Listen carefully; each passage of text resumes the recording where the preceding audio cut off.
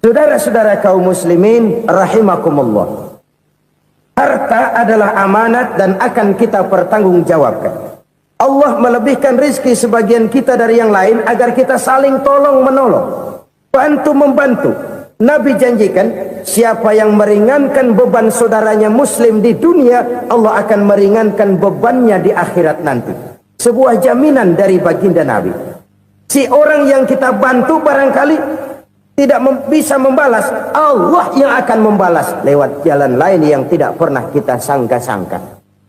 Ada orang tanya, Pak, ini ada orang nyumbang masjid sambil marah-marah, bagaimana? Saya bilang, sumbangannya aja ambil, marahnya jangan. Marahnya jangan diambil, itu urusan dia. Saudara-saudara kaum muslimin rahimakumullah, umat Islam ini kan umat yang punya potensi besar. Kadang kita merenung, kenapa kadang-kadang pembangunan masjid kok lambat sekali? Kalau hotel hari ini peletakan pertama, bulan depan peresmian. Supermarket hari ini peletakan batu pertama, minggu depan peresmian. Tapi kalau sudah yang namanya masjid, kadang-kadang peletakan batu pertama sekaligus jadi batu terakhir. Selalu berusaha menyimpan sesuatu yang bisa membawa manfaat, baik untuk dirinya, untuk anak cucunya, maupun untuk keluarganya, untuk masa kini dan masa depannya. Kadang simpanan itu berbentuk uang, kadang berupa tanah, lain saat berbentuk pabrik, dan lain sebagainya. Sementara masa depan yang paling pasti adalah akhirat. Jika untuk masa depan dunia kita rela memeras keringat, membanting tulang, pergi pagi dan pulang petang, menyimpan uang, menyimpan tanah, menyimpan pabrik, pernahkah kita merenung jika satu saat kiamat datang, kita dibangkitkan dari kubur masing-masing, berdiri di padang mahsyar untuk mempertanggungjawabkan seluruh kegiatan hidup kita di dunia ini, lalu kita akan menuju ke alam akhirat. Sudahkah kita mempunyai simpanan untuk akhirat kita? Pada pertemuan kali ini saya ingin menyampaikan sebuah hadis di mana Rasulullah sallallahu alaihi wasallam bersabda, arba'un min kanzil jannah. Simpanan sorga ada 4 macam. Yang pertama, ikhfa'us sadaqah, menyembunyikan sedekah. Saudara-saudara kaum muslimin, sebagaimana yang kita maklum bahwa Allah Subhanahu wa taala melebihkan sebagian rezeki dari kita terhadap yang lain. Ada yang kaya, ada yang setengah kaya, ada yang miskin, ada yang setengah miskin, dan selanjutnya. Ada yang gajinya kecil tapi penghasilannya gede. Ada yang penghasilannya gede tapi nggak punya gaji. Ada juga yang memang gajinya gede dan penghasilannya gede. Kelebihan rezeki merupakan sunnatullah dan tidak harus membuat kita merasa lebih dari yang lain. Bahkan sebaliknya, kelebihan itu harus membuat kita ringan tangan untuk menolong mereka yang memang memerlukan pertolongan. Kalau saudara diberikan ilmu, maka pertanyaan akhirat cuma satu, ilmumu kau amalkan untuk apa? Kalau saudara diberikan umur yang panjang, pengadilan akhirat juga bertanya satu, umurmu kau habiskan di mana? Tapi kalau saudara diberikan harta, pengadilan akhirat akan bertanya dua, hartamu kau dapat dari mana, kau belanjakan kemana? Dari mananya ditanya dan kemananya juga ditanya. Oleh karena kita akan dimintakan pertanggungan jawab, maka amanah yang bernama harta ini harus kita gunakan dengan sebaik-baiknya. Ada penggunaan yang merupakan kewajiban, itu zakat namanya. Ada penggunaan yang sewaktu-waktu, itu infak namanya. Ada yang lebih sewaktu-waktu lagi, dan itu sedekah namanya. Zakat dia terikat oleh haul dan nisab, oleh putaran batas waktu dan ukuran dari harta itu sendiri. Sedangkan infak terikat oleh situasi dan kondisi perekonomian seseorang. Sedangkan sedekah tidak terikat dengan apapun. Dalam kondisi seperti apapun kita bisa melakukan sedekah dengan yang terkecil sekalipun. Sampai-sampai Rasulullah sallallahu alaihi wasallam mengajarkan, la tahqiranna minal ma'rufi syai'an walau an talqa akhaka biwajhin talik. Atau ada hadis, tabassumuka fi wajhi akhika laka shadaqah. Senyumanmu kepada temanmu adalah sedekah. Jadi untuk melakukan sedekah tidak harus dalam berbentuk uang. Dengan ilmu kita bisa sedekah, dengan tenaga kita bisa bersedekah, dengan pikiran kita bisa bersedekah, bahkan senyum kepada teman itu pun sedekah. Jadi kalau sedekah dengan uang memang belum punya uang, nyengir aja banyakin.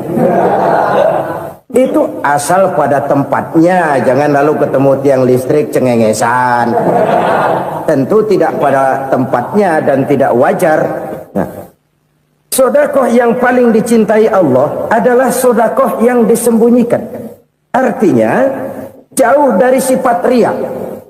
Kan kadang-kadang ada orang sedekah itu disebutkan namanya. Apa tidak bagus? Kalau memang niatnya ikhlas, ya bagus-bagus saja. Untuk memberikan sugesti kepada yang lain. Di Fulan bin Fulan nyumbang sekian, diumumkan. Boleh kalau niatnya untuk memberikan rangsangan kepada yang lain supaya dia menyumbang lebih besar dari orang tadi. Tapi kalau itu mendatangkan riya, maka sedekah yang paling dicintai Allah adalah sedekah yang disembunyikan. Tangan kiri saja tidak tahu apa yang diberikan oleh tangan kanan. Sedekah yang dilakukan dengan ikhlas akan merupakan perbendaharaan surga, tersembunyi dari pandangan orang lain, tidak seorang pun tahu. Karena memang sikap yang baik adalah melupakan kebaikan dan mengingat kesalahan. Itu salah satu ciri orang bahagia. Orang yang selalu mengingat kesalahannya dan berusaha melupakan segala kebaikannya. Kalau dia akan berada kebaikan, dia tidak bisa ikut, dia merasa rugi karena dia merasa belum pernah berbuat baik. Tapi kalau akan melakukan kesalahan baru, dia ingat kesalahan yang sudah-sudah, sehingga terhalang baginya untuk melakukan satu kesalahan baru. Demikianlah saudara-saudara, bahwa Allah melebihkan rizki sebagian kita dari yang lain, agar terjadi tolong-menolong dalam kehidupan ini. Jadi kesenjangan yang nature, kesenjangan yang alami, itu sunnatullah. Ada yang kaya, ada yang miskin, ada yang kelas menengah. Nah, kenapa lalu sekarang kita berusaha mengentaskan kemiskinan? Oleh karena adanya kesenjangan struktural. Kalau yang kaya bisa semakin kaya, kenapa yang miskin tidak bisa naik jadi ikut sedikit kaya? Sebab pada dasarnya Islam adalah agama yang sejak turunnya sudah berupaya memerangi kemiskinan. Bahkan dikatakan kemiskinan itu mendekatkan kepada kekufuran. Orang kalau miskin udah dekat banget sama kafir. Gampang menjadi kafir. Berapa banyak saudara-saudara kita yang oleh karena soal perut, oleh karena soal materi, terpaksa meninggalkan dan menanggalkan akidahnya. Menjual petunjuk yang diberikan Allah dengan kesenangan dunia yang cuma sebentar ini. Na'udzubillah, thumma na'udzubillah. Jadi makin kita sembunyikan satu sedekah, semakin banyak perbendaharaan kita di surga. Sedekah yang paling dicintai Allah adalah sedekah yang disembunyikan. Malahan ada seorang sufi, dia punya kebiasaan kalau pergi sholat Jumat dia bawa uang, itu uang dia taruh di bawah tikar masjid. Dia niat sedekah kepada siapa saja yang nemuin itu duit. Maksudnya apa? Supaya yang nemuin nggak tahu siapa yang punya duit. Demikian dia saking ingin menyembunyikan sedekahnya. Karena sifat riya itu bisa memakan amal kita sendiri. Riya itu termasuk menyebut-nyebut kebaikan kita. Orang yang suka nepuk dada, sedikit-sedikit ngitungnya kalau nggak gua. Tuh kalau nggak gua tuh. Tuh yang belas itu kalau nggak gua, kalau nggak gua. Iya kalau nggak lu kenapa emang? Orang yang suka menepuk jasa. Biasanya memang begitu, saudara-saudara. Kalau perang lagi berkecamuk, orang nggak sempat ngaku jadi pahlawan.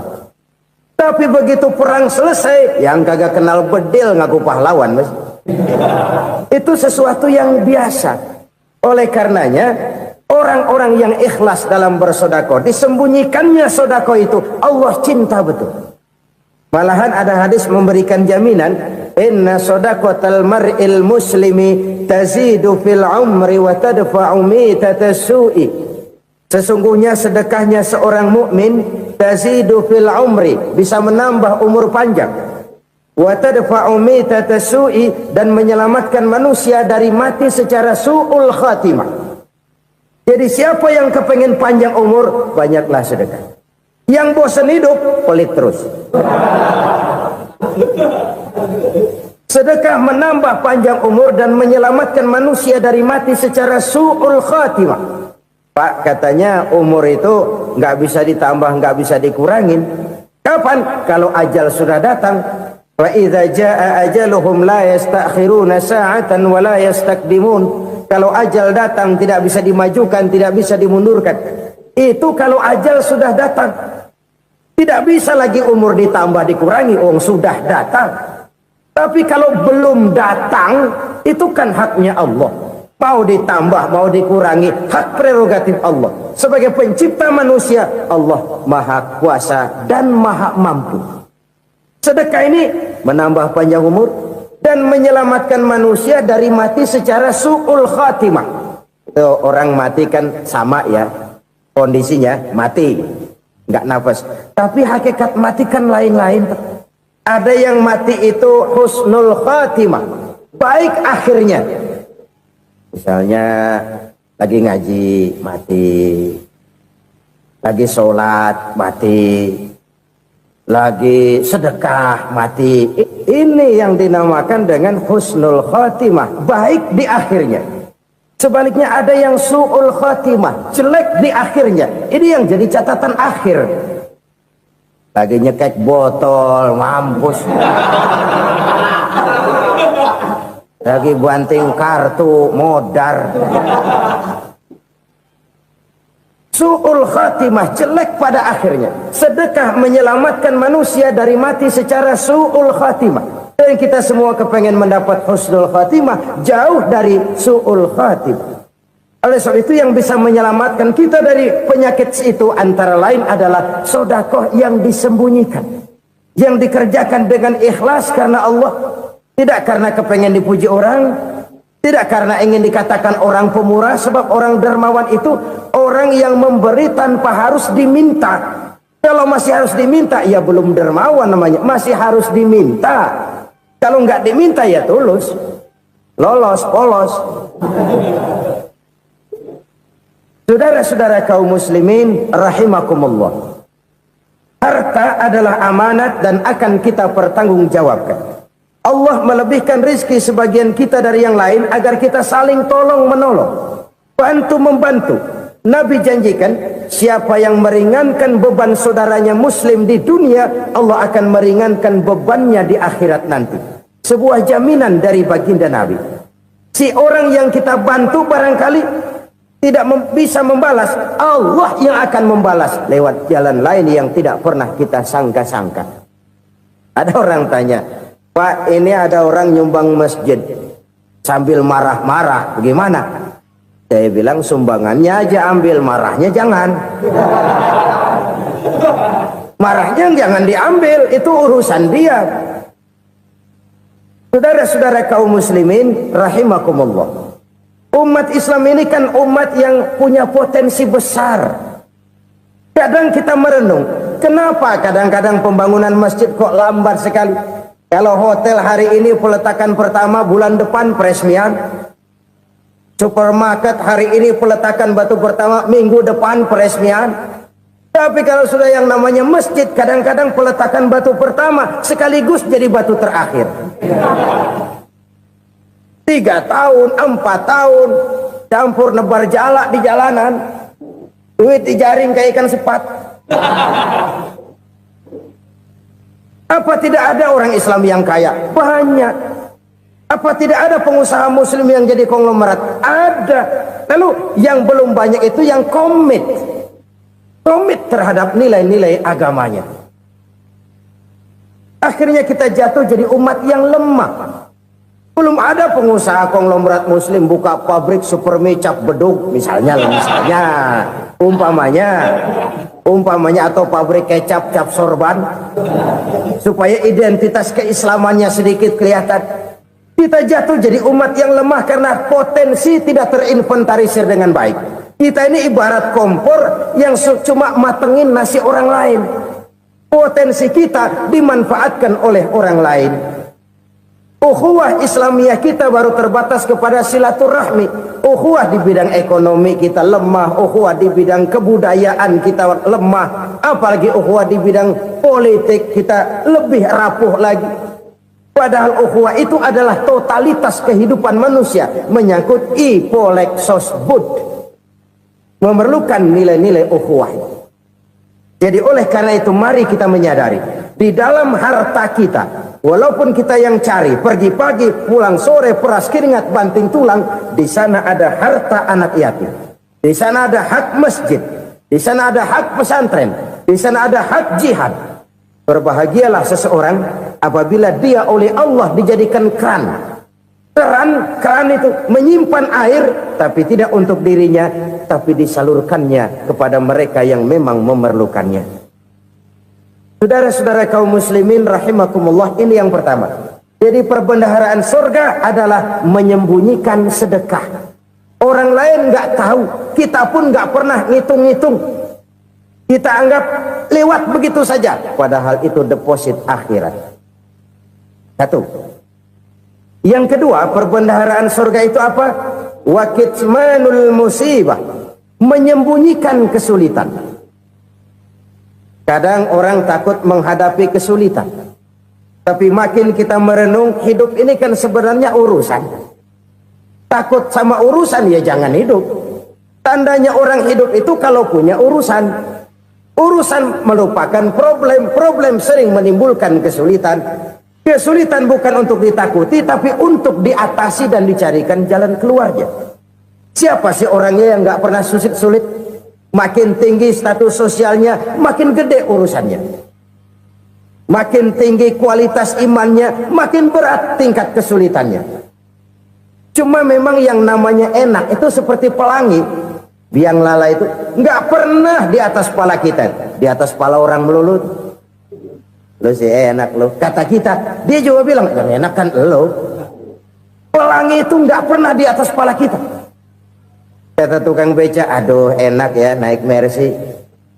Kata tukang beca, apa yang di dalam mobil Mercy? Aduh enak bener tukang beca, di jok ngeringkuk ngorok pules bener.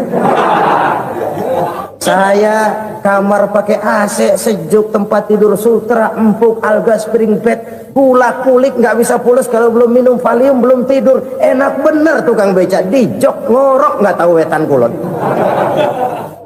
Si tukang beca bilang yang di Mercy enak, yang di Mercy bilang tukang beca enak. Inilah enak, nggak pernah di atas kepala kita, di atas kepala orang lain melulu enak itu. Nah saudara-saudara, yang merupakan perbendaharaan surga itu orang yang bisa menyembunyikan kesulitan, baik pribadi ataupun rumah tangga. Nih terutama rumah tangga yang jadi soalnya. Kadang-kadang kita ini kalau senang, sebaliknya kalau senang kita diam, kalem aja, cuek. Banyak banget duit kita bawaan, diam aja udah. Malah ketemu orang takut. Tapi begitu susah, sekampung tahu. Padahal Nabi mengajarkan perbendaharaan surga itu menyembunyikan musibah, menyembunyikan kesulitan. Kalau enak, cerita sama orang-orang. Kalau nggak enak, rasain sendiri, tekan sendiri, atasin sendiri. Kita kan sebaliknya, senang kita diam, asal lagi susah, paling tidak kita nyari teman buat cerita kesusahan. Siapa orangnya yang nggak pernah susah? Cuma soalnya bagaimana kita mengatasi kesusahan itu sendiri. Begitu juga misalnya kalau orang sudah berumah tangga, itu orang tuanya harus menjadi tempat dia cerita yang enak-enak saja. Yang nggak enak rasain berdua, selesaikan berdua, atasin berdua. Jangan dibalik. Asal senang diam, giliran susah aja. Maknya laporan. Terbalik. Bisa menjaga security informasi. Maka nama bayam keluar diam. Malah seluitan. Enak amat lo makan daging ayam. Security informasi. Saudara-saudara kaum muslimin rahimakumullah. Ujian yang terberat itu yang pernah diberikan kepada para nabi, para rasul, para aulia, para ulama. Makin tinggi keimanan, makin berat bentuk kesulitan. Ayo saya kemukakan satu contoh saja. Ada seorang nabi yang kaya, nabi kaya, namanya Nabi Ayub. Iblis kalau orang begini kan keki. Ibadahnya rajin, kaya. Nih yang kayak begini susah digodain. Kalau ibadahnya rajin, miskin, enggali bisa disogok. Sini imannya mantap, ibadahnya rajin, kaya, nabi lagi. Oh, tapi namanya iblis nggak kurang akal.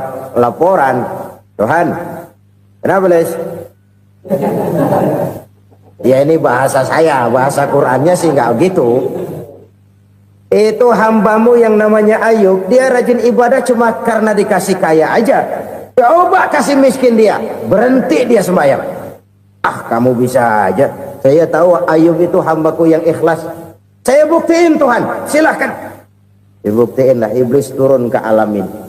Yang mula-mula dia lakukan, dia rusak sawah ladang Nabi Ayub.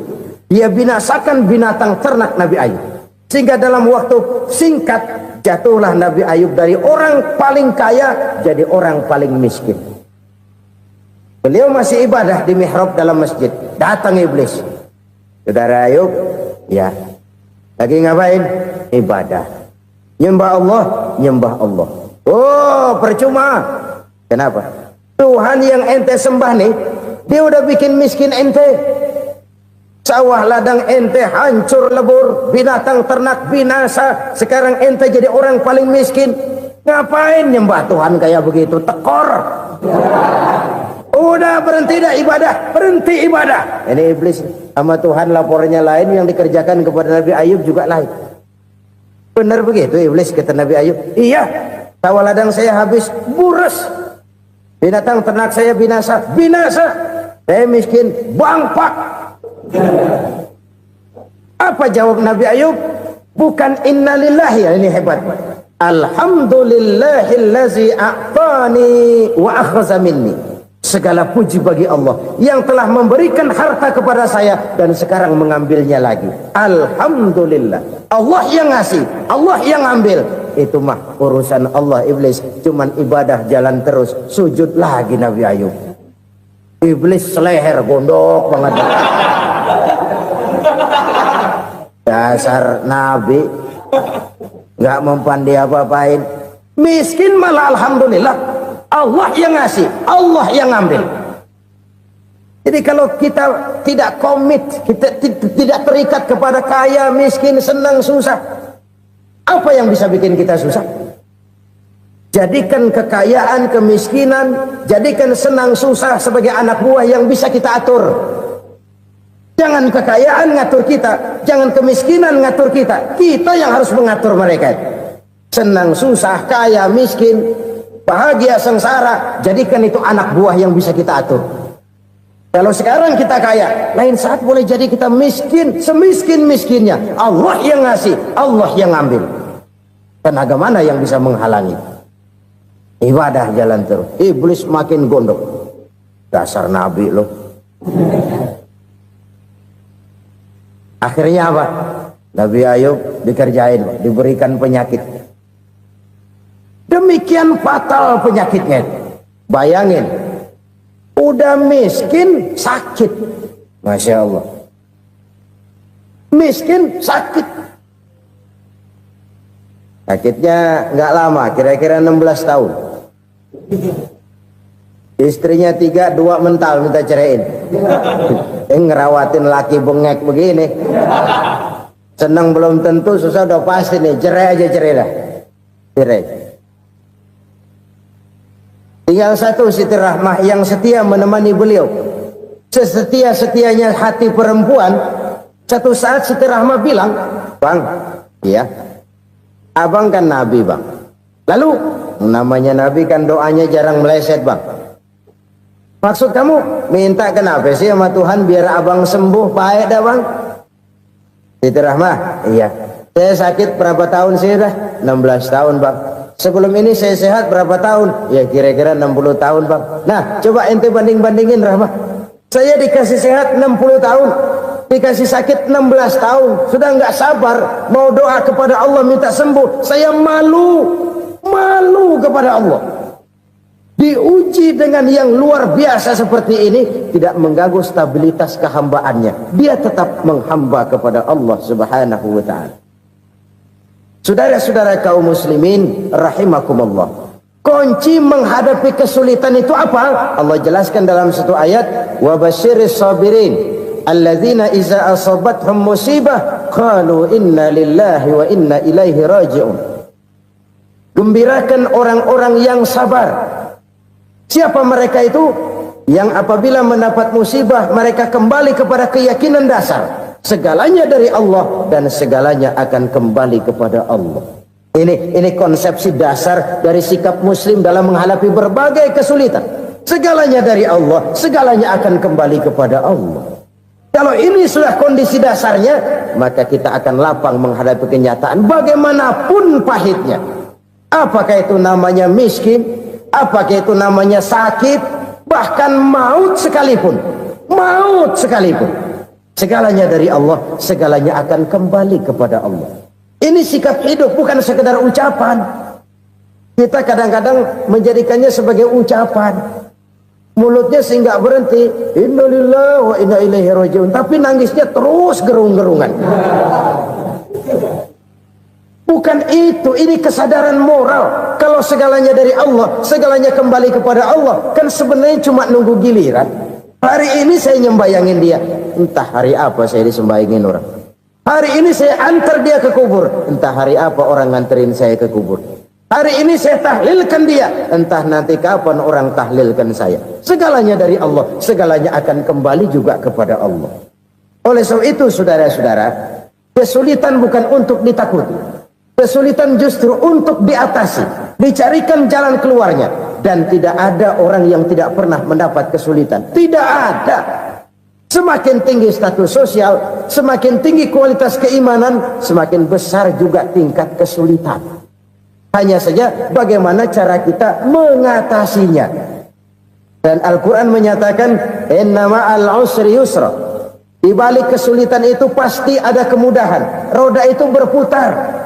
Karena itu Rasulullah sallallahu alaihi wasallam mengingatkan kepada kita, ta'arraf ila Allah fir raha ya'rifka fis syiddah. Ingatlah kepada Allah di waktu kamu senang, supaya Allah ingat kepada kamu di waktu kamu susah. Kalau waktu senang kita ingat kepada Allah, kita susah, Allah tidak akan meninggalkan kita. Tapi kalau waktu senang kita jauh dari Allah, sujud tidak sempat, dengan masjid jauh, ketika senang kita lupakan Allah. Nanti begitu kita susah, Allah lupakan kita. Dan itu menyakitkan. Oleh karena itu orang-orang tua kita dulu bilang, kalau lagi sehat ingat-ingat lu bakal sakit nanti. Kalau lagi kaya ingat-ingat satu saat kita bakal jatuh miskin. Bahkan kalau lagi muda ingat-ingat kita bakal tua. Dan yang terpenting, kalau lagi hidup ingat-ingat kita bakal mati. Saudara-saudara kaum muslimin rahimakumullah. Jadi yang kedua yang merupakan perbendaharaan surga, menyembunyikan musibah. Saudara-saudara kaum muslimin rahimakumullah. Hal ketiga yang merupakan perbendaharaan surga adalah wasilatur rahmi. Orang yang suka bersilaturahmi. Sebagaimana yang kita maklum bahwa manusia adalah makhluk yang disebut zon politika. Makhluk sosial yang tidak mungkin hidup sendiri-sendiri. Betapa dan siapapun kita memerlukan orang lain. Bodoh betul manusia kalau tinggal di tengah masyarakat tapi tidak mau bermasyarakat. merasa hebat sendiri, pinter sendiri, gagah sendiri, kaya sendiri. Mungkin kalau mati juga ngubur sendiri. Jangankan kita di sini, di sorga saja Nabi Adam waktu sendirian bengong melulu, mondar mandir. Allah tegur dam sepi dam.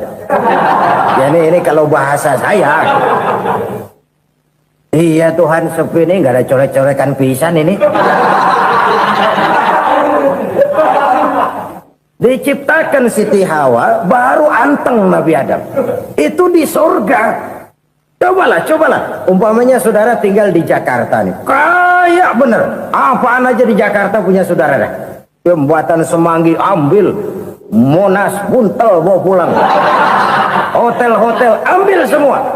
Cuman tinggal di Jakarta sendirian, apa enaknya? Betapa dan siapapun kita perlu orang lain. Tidak ada seorang pun yang bisa memenuhi kebutuhan hidupnya secara sendiri-sendiri. Nah, Islam telah menyelamatkan manusia dari ras diskriminasi, mengikat manusia dengan persaudaraan yang berlandaskan kepada akidah. Karena itu dianjurkan bersilaturahmi. Bahkan Nabi menyatakan, man arada ayyubsata lahu fi rizqihi wa yunsa'a fi atharihi falyasil rahimah.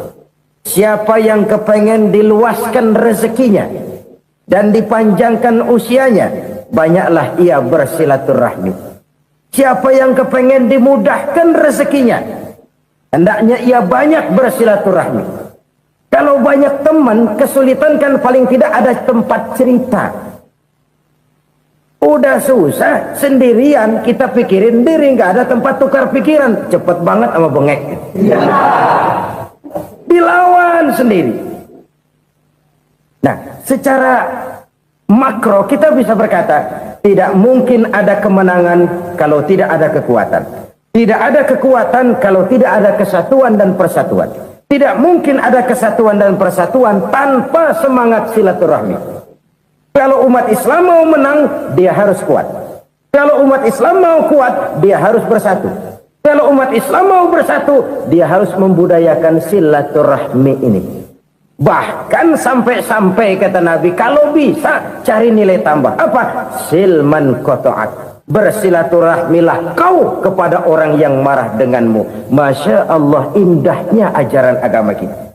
Orang yang marah pun kepada kita, kata Nabi, kalau bisa bersilaturahmilah kepadanya, kepada orang yang marah itu. Di situ nilai tambah. Cuman jujur nih hadis, ngucapinnya gampang, ngamalinnya yang berat banget. Orang marah sama kita, kita disuruh silaturahmi, ada apa malu? Lu marah tuh, gue marahan lagi, gue pikirin. Saudara-saudara kaum muslimin rahimakumullah. Tapi ini yang diajarkan, bahkan ini yang dicontohkan oleh baginda Rasul. Bagaimana begitu mudah, misalnya satu saat Abu Jahal ini ngatur strategi bagaimana bikin Muhammad celaka. Dia gali lubang di depan tempat tidurnya. Dia tutupin daun korma. Terus dia panggil seseorang, ke sini. Kasih tahu Muhammad, pamannya sakit keras, minta ditengokin. Berangkat orang ini ke sana. Muhammad, labbaik. Pamanmu sakit keras, dia minta ditengokin. Baik, saya akan datang menjenguk beliau. Berangkatlah Nabi ke rumah Abu Jahal tanpa prasangka apapun. Abu Jahal udah pasang setil, selimut 3 rangkap setengah dipakai, persis kayak orang meriang.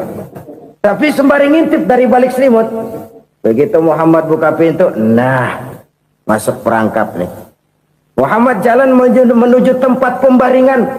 Makin lama makin dekat, makin lama makin dekat, makin dekat ke lubang yang dipasang oleh Abu Jahal itu. Dalam hati Abu Jahal, terus dah jatuh, mampus dah lo ini. Mampus lo hari ini nih. Apa yang terjadi? Malaikat Jibril datang. Muhammad, pamanmu cuma pura-pura sakit.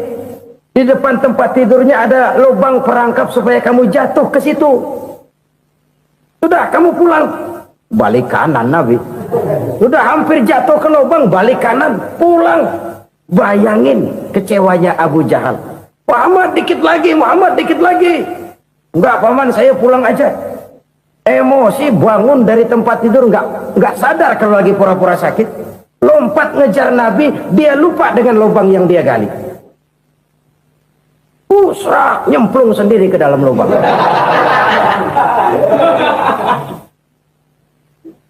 Nabi terus berlalu. Ini terjadi keanehan. Jatuh ke lubang yang dia gali itu sebenarnya nggak terlalu dalam ya, antara 3-4 meteran lah. Tolong saya jatuh ke lubang ini. Datanglah pelayan-pelayannya itu. Angkat saya dari sini. Oh, yang ngulurin tambang. Satu gulung, belum juga nyampe itu tambah. Kurang, beli lagi ke warung. Sambung, ulur lagi, nggak juga bisa sampai. Wah, ini kerjaan Muhammad ini. Tolong, siapa salah seorang kamu ke rumah Muhammad, kasih tahu encangnya kecebur. Minta ditolongin. Sampaikan kepada Rasul. Kenapa? Pamanmu jatuh ke lubang, Muhammad minta tolong diangkatin. Tambang udah nyambung-nyambung nggak nyampe juga. Ya, nanti saya datang, saya tolong. Coba. Nyata-nyata orang berniat jahat mau mencelakakan dia. Datang dia menolong. Ini yang disebut air tuba dibalas air susu ya ini. Bukan sebaliknya. Air tuba dibalas air susu. Paman, kecebur ya? Iya Muhammad, tolongin. Pegang tangan saya. Nabi ulurkan tangannya, nyampe, dipegang oleh Abu Jahal, diangkat ke atas, sampai atas. Apa kata Abu Jahal? Sihirmu memang hebat Muhammad. Udah ditolongin dikata sihir, yang enak kita kemplang kan itu orang begitu. Urusan apa? Tapi inilah akhlak. Kalau bisa kamu bersilaturahmilah dengan orang yang marah kepadamu sekalipun. Orang marah kita tetap baik. Kalau kita berbuat baik sama orang yang memang baik, rasanya sih biasa-biasa aja. Orang baik kita baik lagi, ya draw aja, belum ada nilai tambah di situ. Baru ada nilai tambah kalau kita bisa berbuat baik kepada orang yang nyakitin kita. Itu namanya kita setingkat di atas dia. Dia sakitin kita, kita berbuat baik sama dia. Dia pelit sama kita, kita baik sama dia. Dia marahin kita, kita deketin dia. Di situ kita punya nilai tambah. Jadi siapa yang ingin diluaskan rezekinya kata Nabi dan dipanjangkan umurnya, hendaklah ia banyak-banyak bersilaturahmi. Sederhana sebenarnya silaturahmi, tapi silaturahmi membangkitkan semangat kesatuan dan persatuan. Kesatuan dan persatuan melahirkan kekuatan. Dalam matematika 1 ditambah 1 pasti 2. Tapi di tengah masyarakat, 1 orang takut ditambah 1 orang takut, hasilnya jadi 2 orang setengah berani. Kenapa setengah berani? Karena udah berdua. Tadi pan takut sendirian. Kalau dia kumpul turu-turu takut lah jadi berani. Kita yang lemah, kita yang tidak berdaya, kita yang miskin, kalau mau kompak bersatu, apa yang nggak bisa kita kerjain? Apalagi tinggal di kota besar, pilihan cuma 2. Bertahan atau minggir. Bertahan atau minggir. Untuk bisa bertahan harus mampu bersaing. Untuk mampu bersaing harus punya keahlian. Keahlian harus ditunjang dengan pendidikan, ditambah oleh kekompakan sebagai umat. Udah miskin mencar mulu, orang injek gitu. Orang nggak pandang urusan apa yang malu. Oleh karena itu silaturahmi pada hakikatnya merupakan roh dari ukhuwah yang diajarkan oleh agama kita. Bagaimana Islam menyelamatkan masyarakat manusia dari ras diskriminasi, mengikat manusia, dan tidak ada persaudaraan yang lebih indah selain persaudaraan yang diikat dengan nilai-nilai akidah. Sepanjang orang di jalan Allah, itulah saudara kita. Keluar dia dari jalan Allah, selesailah persaudaraan sampai di situ. Karena itu, kalau ingin menyimpan sesuatu di surga, banyaklah bersilaturahmi. Datang ke rumah ini, datang ke rumah itu, dan lain sebagainya. Itu simpanan kita di akhirat nanti. Ini yang ketiga. Saudara-saudara, yang keempat, perbendaharaan surga itu apa? Wa qawlu la hawla wa la quwwata illa billah. Ucapan la hawla wa la quwwata illa billah. Ibadah kan ada yang berat, modalnya besar. Bangun masjid berat, modalnya besar. Bangun rumah sakit berat, modalnya besar. Ada ibadah yang berat tapi modalnya ringan. Misalnya puasa. Puasa itu berat, mengendalikan nafsu. Kalau sekedar nggak makan nggak minum sih enteng, mengendalikan nafsu itu jihad terbesar. Tapi kan modalnya ringan, cuma niat saja. Ini ibadah berat, modalnya ringan.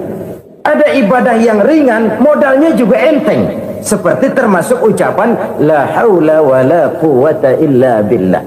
Tanpa sadar, la haula wala quwata illa billah. Nyelengin tuh di surga. Nyelengin, kita nggak terasa. Nyelengin simpenan akhirat. La haula wala quwata illa billah. Nyimpan lagi. Kaget, la haula wala quwata illa billah. Nyimpan lagi. Banyak simpenan. Walaupun sebenarnya yang dimaksud di sini adalah kesadaran batin bahwa tidak ada daya dan kekuatan kecuali Allah. Itu intinya. Kita memulai pekerjaan disunahkan baca bismillah, kan begitu. Apa itu? Kesadaran moral bahwa ini saya bisa kerjakan. Saya kerjakan ini dengan menyebut nama Allah. Kenapa? Kalau Allah tidak memberikan daya dan kekuatan, mana mampu saya kerjakan ini. Maka saya kerjakan ini dengan menyebut nama Allah. Bismillah. Kesadaran moral. Manusia hanya wajib berusaha, tapi nggak pernah wajib berhasil. Banyak hal-hal yang kalau kita renungkan secara rasio nggak mungkin, tapi jadi kenyataan. La haula wala quwata illa billah. Tidak ada daya dan kekuatan kecuali bagi Allah semata-mata. Kesadaran moral akan kelemahan dan keterbatasan makhluk bernama manusia. Kadang kita kagum dengan otak, tapi kita sering lupa sama yang bikin otak. Padahal bagaimanapun hebatnya otak, yang bikin otak pasti lebih hebat dari otak. Nggak percaya, silahkan otak-otakan. Inilah kecenderungan. Kita kagum dengan pesawat-pesawat mutakhir, bukan main, besi gede banget terbang itu. Alangkah hebatnya. Lalu apa yang bikin otak tidak lebih hebat dari itu semua? Kita puji laut. Apa yang bikin laut tidak lebih hebat dari laut itu? La haula wala quwata illa billah. Tidak ada daya dan kekuatan kecuali Allah. Apa yang bisa kita lakukan kalau tidak karena daya dan kemampuan yang diberikan oleh Allah kepada kita? Lahirlah sikap tawadu, rendah hati, tidak melonjak menjadi angkuh dan sombong, sadar akan kelemahan dan keterbatasan diri sebagai makhluk yang diciptakan oleh Allah Subhanahu wa taala. Jadi satu sisi ini ucapan yang berpahala, la haula, jadi wiridan. Pada sisi lain ini kesadaran moral, sikap mental, kesadaran batin bahwa yang punya daya dan kekuatan itu cuma Allah. Kita nggak pantas untuk sombong, sebab sombong itu pakaiannya Allah. Kita nggak sedang pakai pakaian Allah, kegedean. Dan makin kita renungi, makin terbentur. Apa sih yang bisa kita sombongin? Kita mau sombong apa? Kaya, pintar, itu kan semua relatif. Di atas langit masih ada langit lagi. Jadi oleh karenanya, marilah kita menyadari, manusia hanya wajib berusaha, tapi tidak pernah wajib berhasil. Yang berusaha saja tidak wajib berhasil, apalagi yang tidak berusaha. Islam bukan agama orang pemalas yang selesai sholat lalu enggelohom, nggelenggem ayem-ayem. Tapi Islam bukan agama orang sombong yang setelah berusaha lalu tidak memerlukan Allah. Kita bisa saja bikin proyeksi, tahun sekian kita bakal panen besar menurut perhitungan otak. Tapi ada kejadian lain. Apa? Tikus ngambek. Habis itu dimakanin tikus, panen gagal. Proyeksi rasional gagal oleh tikus-tikus yang ngambek itu. Bisa saja terjadi. Tahun depan kita panen besar, urung. Kenapa? Musim panas panjang. Dan sekarang ini koran-koran bikin berita musim mengalami penyelewengan. Bukan cuma manusia yang nyeleweng sekarang. Musim pakai nyeleweng. Mestinya kan musim hujan udah selesai, masih hujan-hujan juga. Musim. Nah sekarang kita boleh bikin proyeksi, kita bakal panen besar. Tahu-tahu musim panas panjang, sawah retak, air kering. Cari teknokrat yang paling botak, suruh pendekin tuh musim panas. La haula wa la quwata illa billah. Inilah kesadaran moral. Saudara, saya teringat satu saat ada seorang konglomerat. Umurnya ya kira-kira 70-an. Suatu saat dia ditanya oleh wartawan, "Pak, umur Bapak berapa sih?" "Ya paling 10 tahun." 10 tahun? 10 tahun? Anak Bapak berapa orang? Satu.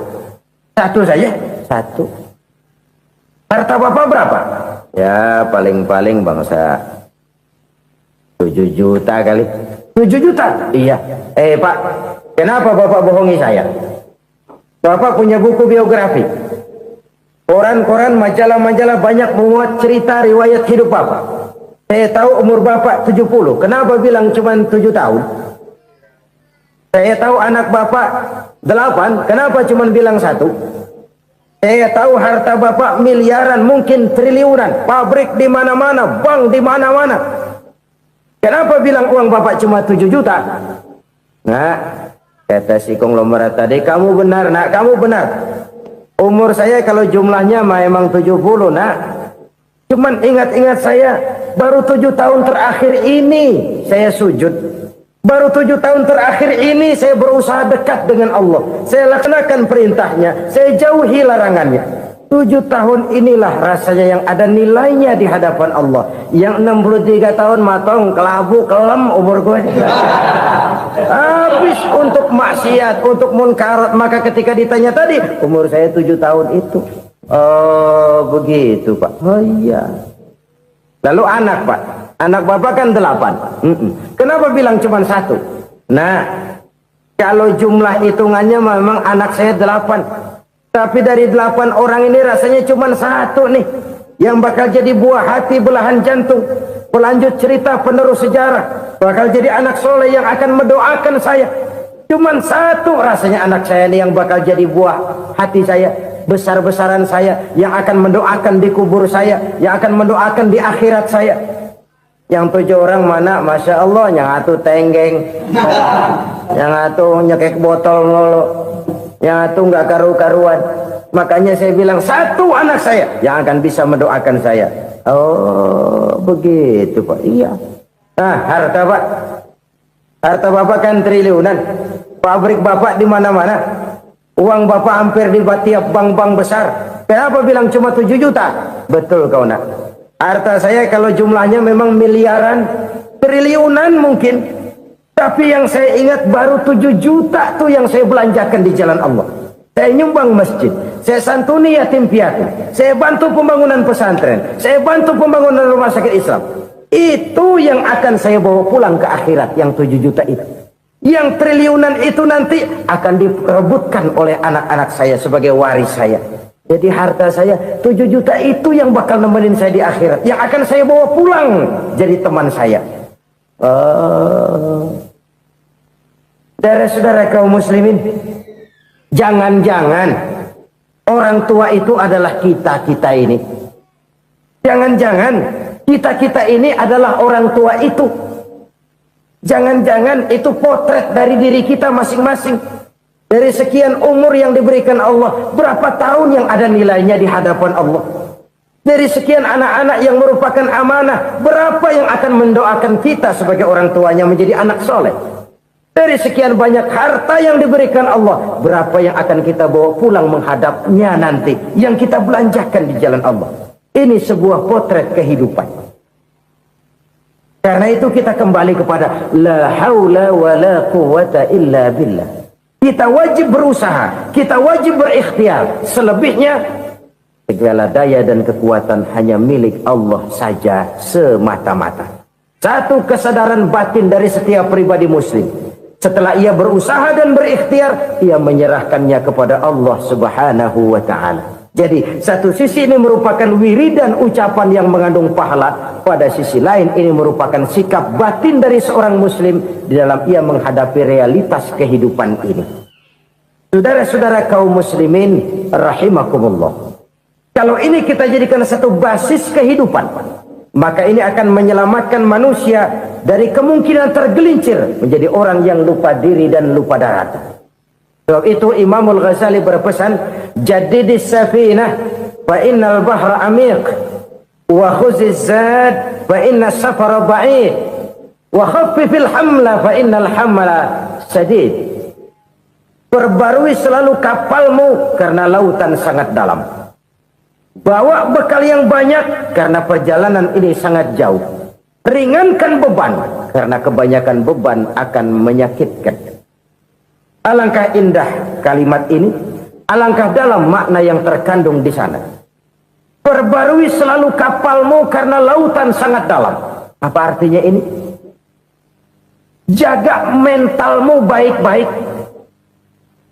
Pelihara imanmu baik-baik karena hidup penuh cobaan seperti lautan.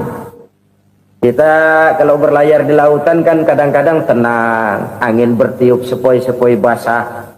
Jika malam datang, bintang gemintang bertabur menghias cakrawala. Rembulan memantulkan sinarnya dengan indah. Dalam keadaan begitu berlayar enak. Tapi lain saat, ombak menggunung, halilintar menyambar, angin topan bertiup.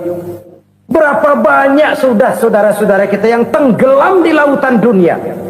Tanpa sadar bahwa dia belum sampai kepada pantai yang akan dituju. Berapa banyak sudah saudara-saudara kita yang tenggelam di lautan dunia ini tanpa sempat bangkit lagi. Dia menyangka sudah sampai kepada tujuannya. Hati-hati kapal jangan sampai bocor karena lautan sangat dalam. Iman ini jaga baik-baik karena hidup penuh dengan ujian. Wa khuziz zad fa inna safara ba'id. Bawa bekal yang banyak karena perjalanan sangat jauh. Saudara mau ke Bandung, bawa duit. Saudara mau ke Surabaya, banyakkan lagi duitnya. Saudara mau ke Mekah, gepokan, iketan tuh duit, nggak lembaran lagi. Makin jauh perjalanan, makin banyak bekal yang harus kita bawa. Kalau saudara dari Jakarta mau ke Surabaya, kagak bawa duit berangkat juga, itu sih bukan berani namanya, nekat. Sampai Surabaya belum tentu, sengsara di jalan udah pasti. Kenapa? Nggak bawa bekal berangkat. Sama juga kita nih, misalnya belum sempat sembahyang, mati. Waduh, berani banget orang. Belum punya bekal, mati. Sengsara di jalan. Atau bekal tidak cukup. Dari Jakarta saudara mau ke Surabaya, bawa duit 500 perak. Paling jauh Cikampek nyampenya itu. Paling jauh itu. Antara jauhnya perjalanan dengan bekal yang saudara bawa tidak seimbang. Hidup ini perjalanan panjang, a walking tour. Dimulai dari alam arwah, sebelum jasad diciptakan, roh diciptakan lebih dulu. Dari situ pindah ke alam rahim, dari alam rahim pindah ke alam dunia, dari alam dunia pindah ke alam barzah, baru menuju akhirat. Satu perjalanan panjang. Kalau bekal tidak bawa, sengsara di jalan. Bawa bekal yang banyak karena perjalanan ini sangat jauh. Wa khaffifil hamla, ringankan beban karena beban itu cuma akan menyulitkan. Kalau bekal itu sih keperluan, tapi beban nggak kita perluin, cuma ngeberat-beratin. Apa ini beban? Dosa, kecurangan, kebatilan, kezoliman, ketidakadilan, kesewenang-wenangan. Itu akan jadi beban kita di akhirat. Alangkah celakanya, perjalanan panjang, bekal tidak bawa, beban kelewat banyak, alamat sengsara di jalan. Pahala tidak ada, dosa berlipat ganda. Na'udzubillah, summa na'udzubillah. Kalau kita rangkum nasihat Al-Ghazali dengan kisah si konglomerat tadi, kita akan mengambil kesimpulan. Pertama, bekal terbaik dalam menghadapi gejolak kehidupan ini tidak lain adalah iman. Yang kedua, pahala dan dosa. Dua hal kontroversial. Pahala adalah bekal, dosa adalah beban. Tapi kita sekarang kan tidak begitu terangsang kepada yang abstrak. Orang berlomba mencari yang konkret-konkret saja, yang real.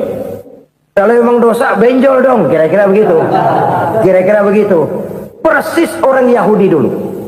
Orang Yahudi itu kan pernah minta kepada Nabi Musa, "Ya Musa, lan nu'mina laka hatta narallaha jahrah." Musa, kami nggak bakal mau beriman kepada Allah kalau belum kami lihat Allah ada nongkrong di depan kami. Kalau memang Tuhan ada, taruh dong di depan kami. Mau yang konkret-konkret saja. Kalau memang dosa, benjol dong. Kalau memang pahala, berasa dong. Orang terangsang kepada yang real, yang konkret-konkret saja. Karena itu, untuk mengejar dosa orang mau bayar. Tapi untuk mengejar pahala, walaupun tidak bayar, orang segan. Ini yang dikatakan oleh Nabi, kamu mengharapkan ke surga, tapi kamu berat melaksanakan sesuatu yang bisa membawa kamu ke surga. Kamu ingin jauh dari neraka, tapi tiap saat kamu lakukan perbuatan-perbuatan yang justru menjerumuskan kamu ke neraka. Idda'aitum an-najata minan nar wa ramaitum fiha anfusakum. Kamu ingin selamat dari neraka, tapi kamu lemparkan diri kamu ke neraka.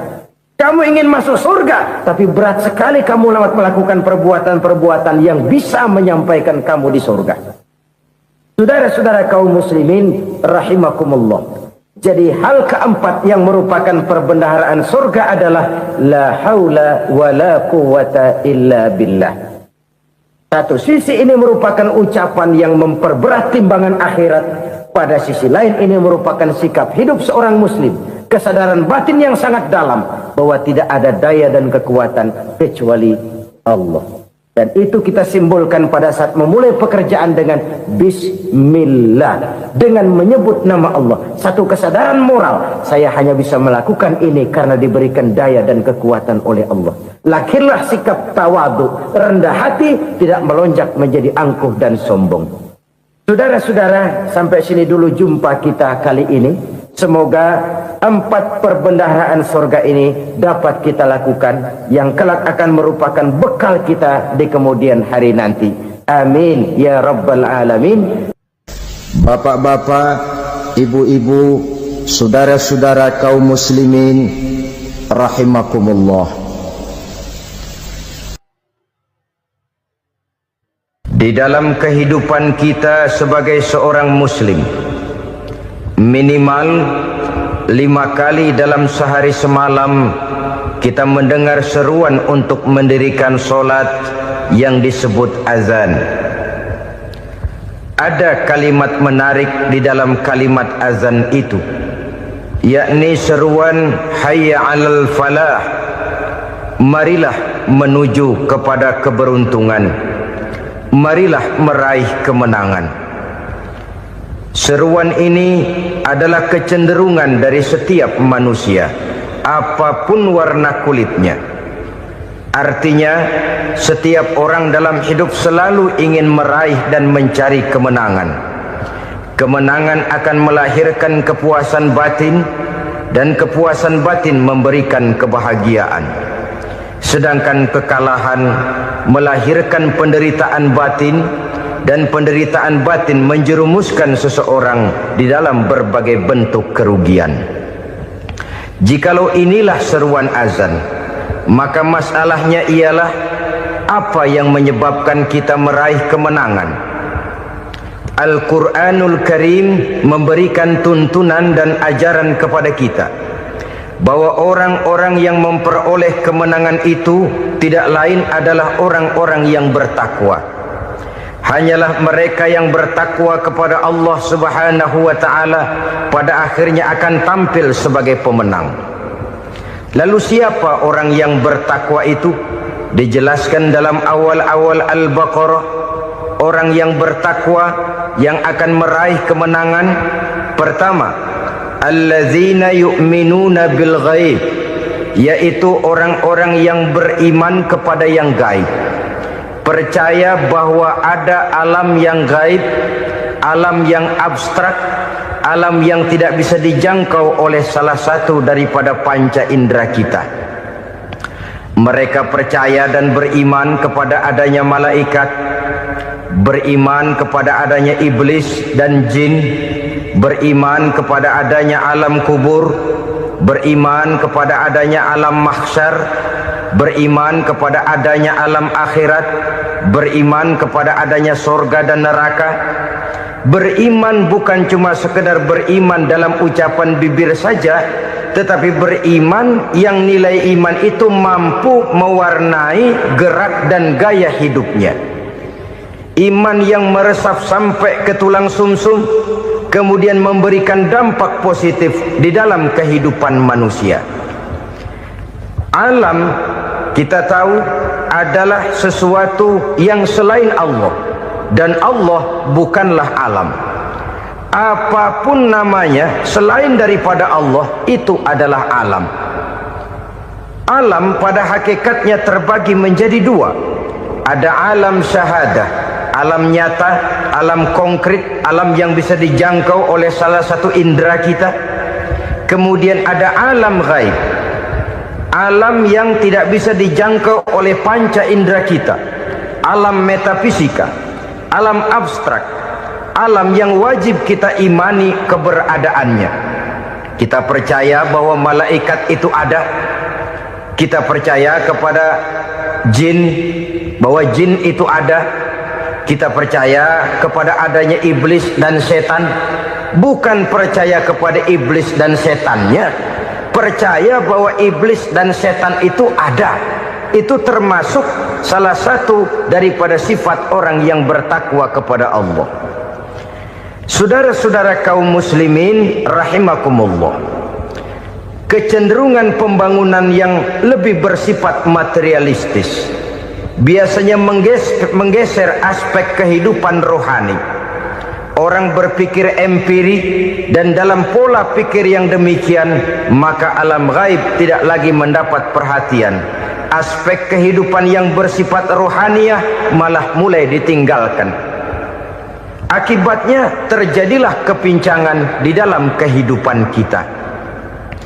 Pernah ada satu pengalaman pribadi dalam perjalanan kembali ke tanah air.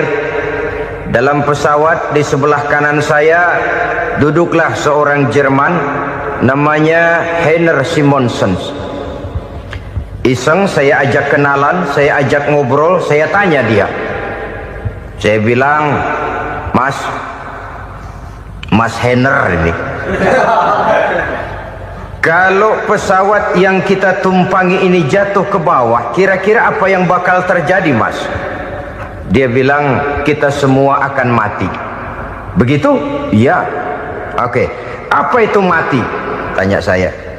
Dia bilang, untuk tahu apa itu mati, kita harus tahu lebih dahulu apa itu hidup. Saya pikir nih bule bisa ngomong juga. Baiklah kata saya. Apa hidup menurut Anda itu?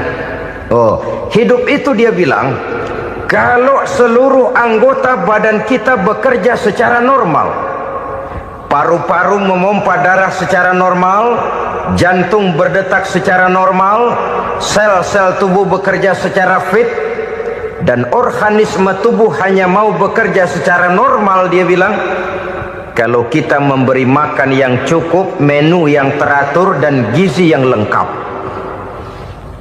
Saya bilang, kesimpulannya apa, Ner?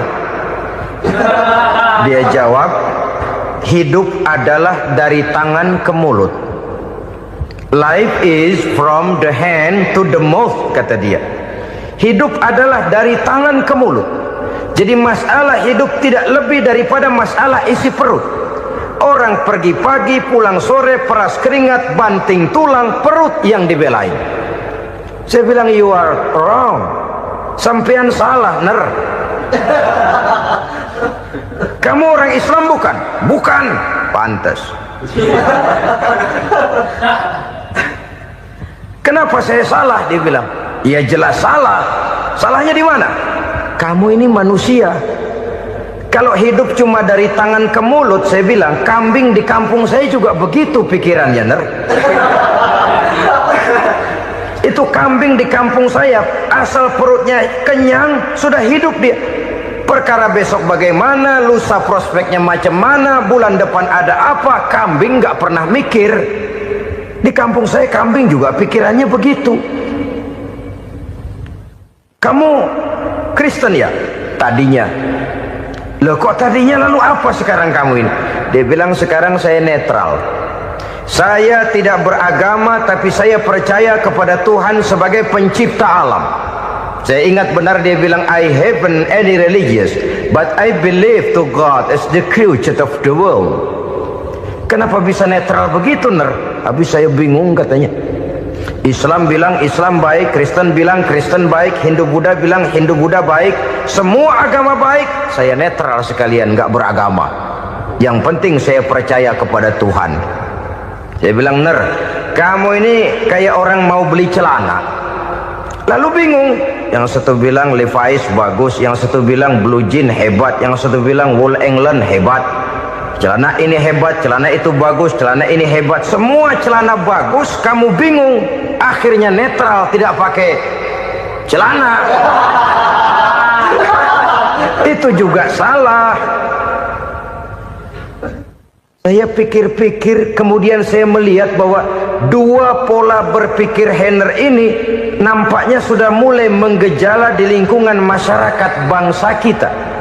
Disadari atau tidak, secara jujur kita harus berkata, dua pola pemikiran Henner ini mulai berkembang di tengah masyarakat bangsa kita. Pertama, pola pikir materialisme. Hidup adalah dari tangan ke mulut. Masalah hidup tidak lebih masalah isi perut. Itu yang perlu dibela, dan disitulah arti kehidupan. Pergi pagi, pulang sore, peras keringat, banting tulang untuk mempertahankan perut.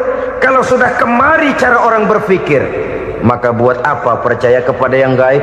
Untuk apa sholat? Untuk apa puasa? Untuk apa zakat? Untuk apa menghadiri majelis taklim? Tanpa kepercayaan kepada yang gaib, hidup berjalan menurut alur empiris dan materialis.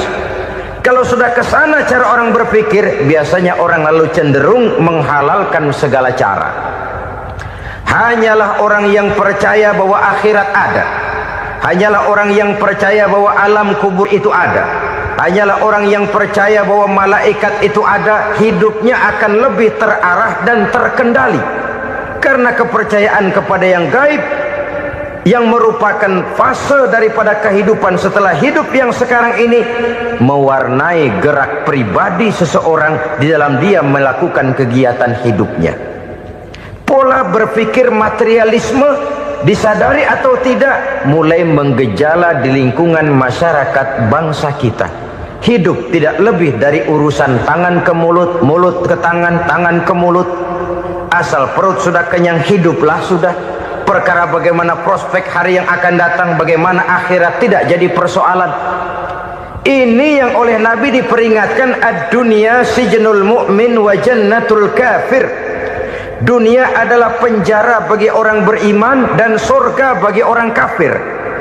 Dulu di zaman Belanda hadis ini pernah disalah tafsirkan, disalah artikan, digunakan sebagai senjata untuk mengkebiri dan membuat impoten umat Islam. Sudahlah umat Islam gak usah macam-macam, kata Belanda. Dunia ini kan penjara buat orang Islam, surga buat orang kafir. Di penjara jangan bertingkah.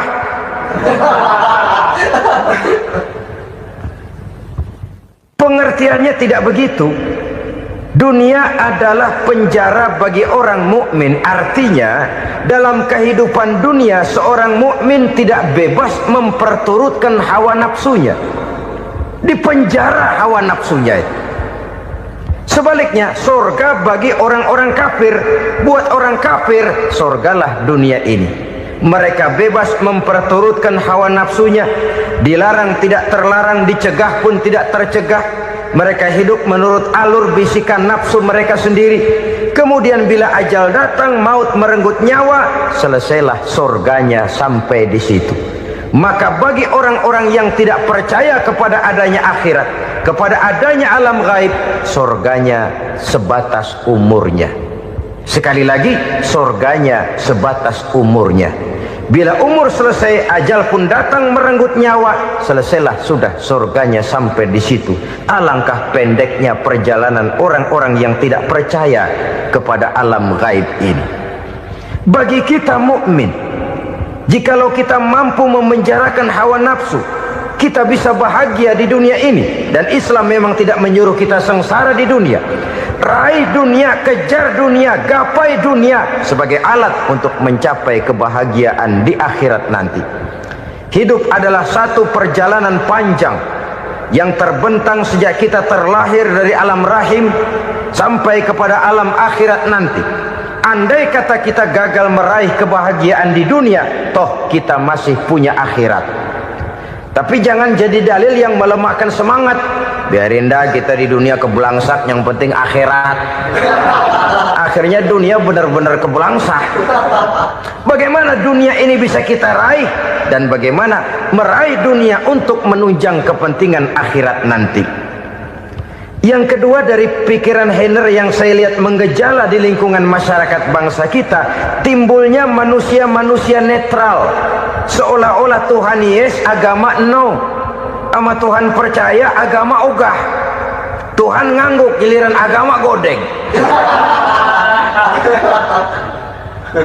Padahal hampir dalam setiap ayat dalam Quran, kata-kata amanu biasanya bergandeng dengan wa amilus sholihat. Iman dan amal soleh. Ini sebagai isyarat Tuhan dan agama jangan pernah dipisah-pisah. Apabila kita bertuhan, maka kita harus beragama. Apabila kita beragama, maka agama itu harus bersumberkan dari Tuhan yang kita imani itu. Tidak mungkin kita pisah, Tuhan yes, agama no. Sama Tuhan percaya tapi agama bikin sendiri. Sembayangnya cukup bengong 2 jam madep mulon.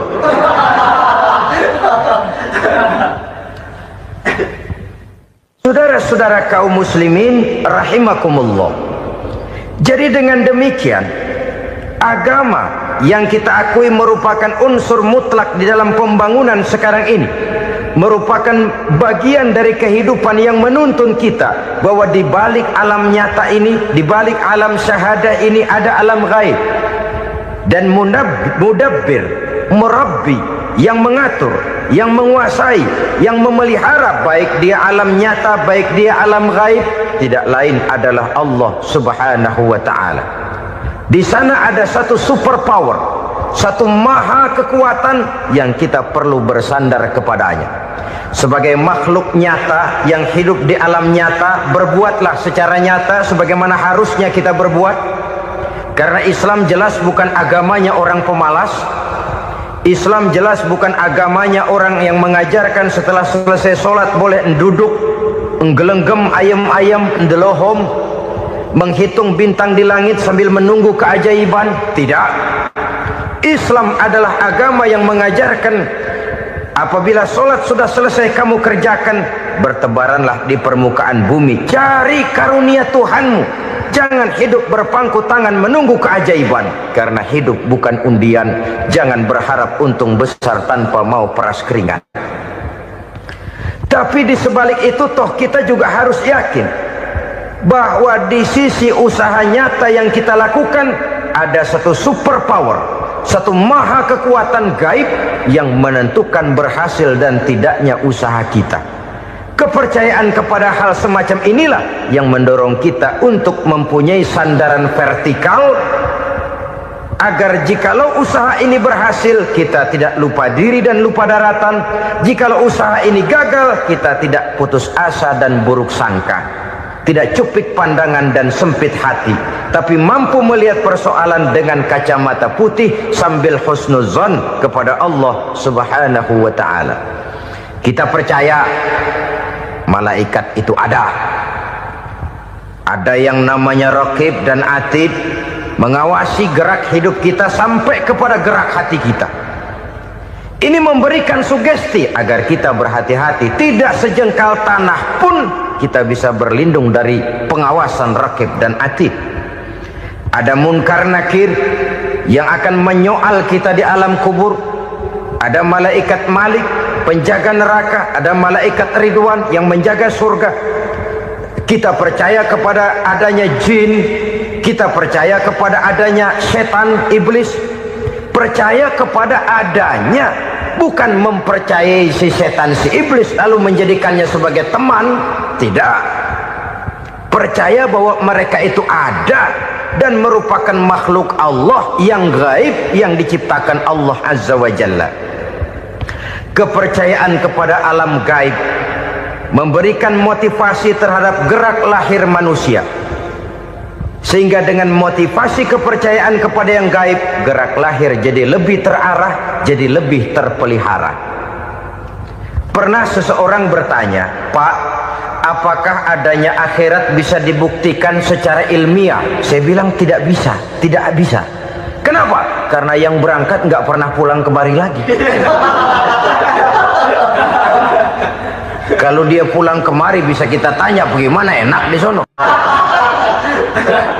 Cuma secara moral saya katakan, lebih beruntung orang yang percaya kepada akhirat daripada yang tidak. Sekarang saudara percaya akhirat ada, lalu saudara baik-baik di dunia, sholat, puasa, zakat, menolong orang lain, menebarkan kebajikan.